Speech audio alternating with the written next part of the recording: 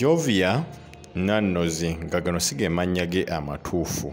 Ku myaka 3 yafiibwako bazadde be n'asigala nga mulekwa. Taata wange yali yafa nga ndi mwana muto ne mama wange kati ngenda kulira stepmother wange naye nga stepmother wange ampisa bubi andiisa emmere enfu n'ensalawo nkola eki nveeyo naye ng'ebiseera nali mbeerawo kanyanya mu mazzi n'engenda ekawempe mu kiswera najoyiningira gurupu gye bayita kasolo gurupu. Ku myaka 11 yatandika emirimu gy'obwanneekolera gyange abangi bamanyi nga obwamalaaya.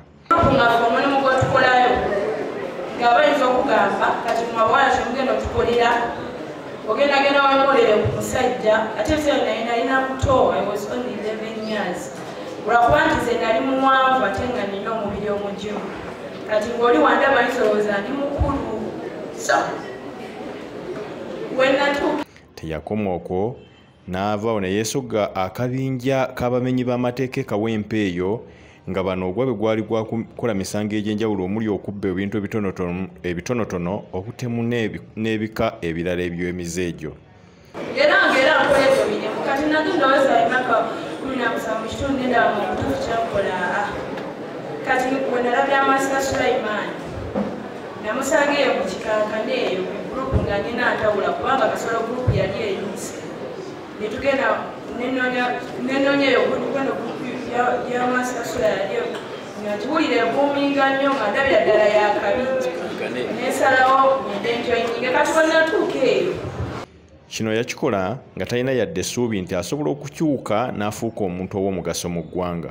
Jovia agamba nti yatandika omulimu guli ogw'okwetunda ku myaka 11 gyokka kubanga ye talina ayamba. Tukole akantu akatono yadde tekanabagejja naye era ka workshop kaffe kajja nga bwe tuli Katonda ono nga yateekemu omukumu n'emikono gyange bafuuka baganda bange era nnyongera okwadvisinga bawala bonna abaddu eno.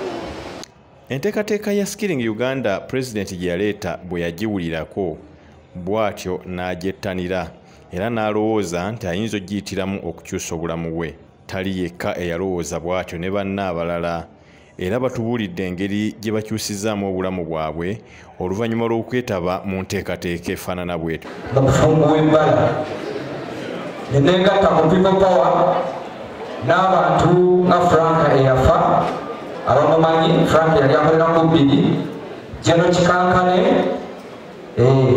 Kikankane Asani Wekawempe ne twegatta ne tukola ttiimu.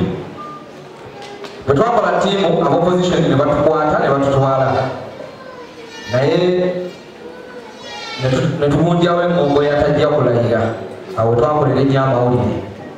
Minisita omubeezi w'ebyobusuubuzi David Bahati agamba nti abaana abava mu nzigota basaana okuyambibwa baweebwa okubangulwa okwo okudda ku mitwe n'emikono.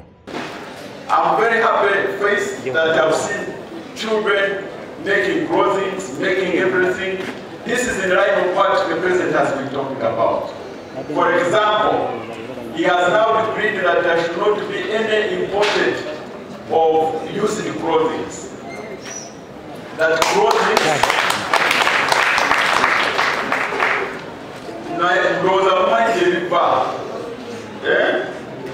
Europe, you imagine things that somebody has put on, the things that you have put on, and then you export for somebody else to dress.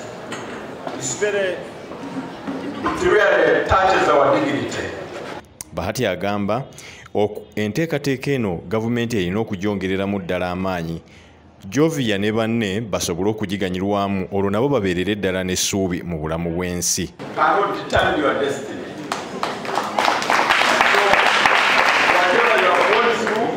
Keep remembering where you are going through, but know that where you are being cannot determine where you are going. Where you are going will be determined by opportunities that you are in, the hard work, the determination to achieve your goals.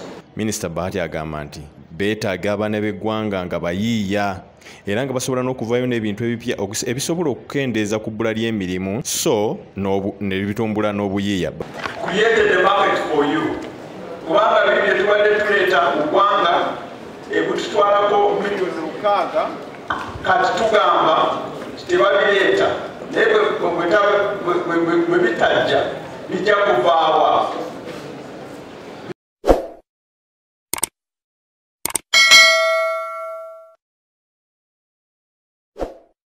Nti ebintu nga bino ebyokubangula abaana naddala ab'omu ghetto byakukendeeza ku buzzi bw'emisango wano mu kibuga. Honorable, the President, we feed 5,500 students every day. Please, abana 15 ate nga banywagana amazzi buli lunaku. Ghetto kids. Some of them never went to school. Some of them stopped in primary. But we are now witnessing a formidable force that is going to transform this country.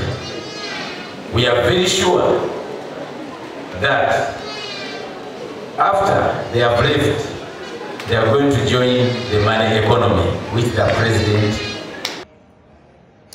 Munteekateeka ya Skilling Uganda, abavubuka basoba mu mitwalo 3 be bagyenyumirizaamu era abagibanguddwamu.